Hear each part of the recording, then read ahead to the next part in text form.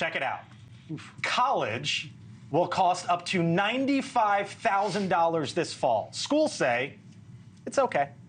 President Biden, as you might know, has made canceling student debt a key staple of his administration, and now 11 Republican attorneys general are suing, arguing that the administration's new repayment plan, which can eventually lead to debt forgiveness, they say is illegal. Quote, the timing of these actions also makes plain their pretextual nature.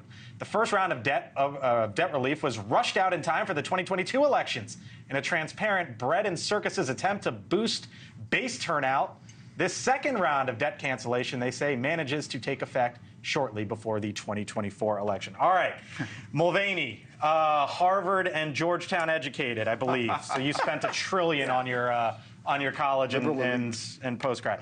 What about which one do you want to take? Where you want to go? Where would you like to start on this one? Goodness gracious. Let's start at the very beginning, which goes back to 2010. The whole reason the federal government is involved in this is because they nationalized student loans in order to pay for the Affordable Care Act. That's not made up, by the way. They needed money to help balance the way the CBO scored health care, so they took responsibility for all student loans. So now you've got a situation where the government is giving the loans instead of private banks. The government give the loan to anybody. They don't care because they don't expect to get paid back. And what did the schools do?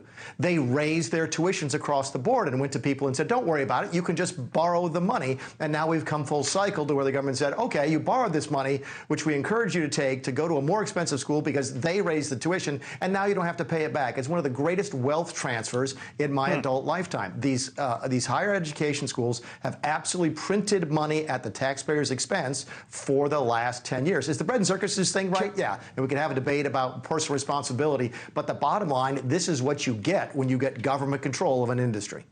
Kenyon College in Ohio, 69 grand, give or take. Franklin and Marshall, 68 grand in-state tuition. Just down the road from us here, University of Virginia, about $20,000.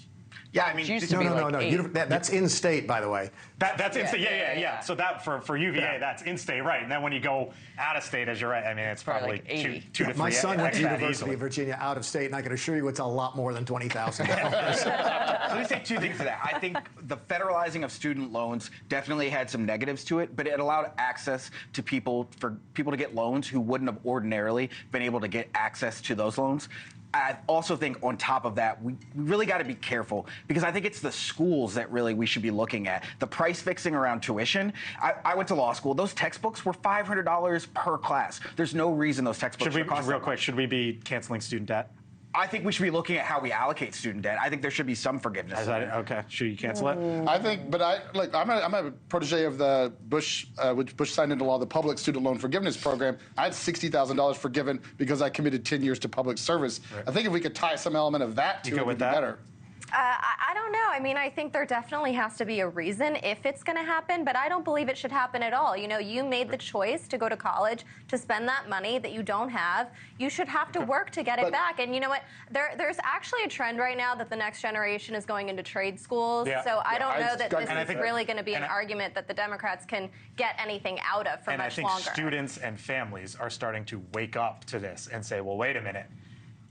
Where can I go to school at the cheapest price tag? Because at the end of the day, I don't want to come out with tens of thousands, if not hundreds of thousands of debt. All right. Thank you for watching. And make sure you go to joinnn.com to find NewsNation on your television provider. And don't forget to click the red subscribe button below to get more of NewsNation's fact-driven, unbiased coverage.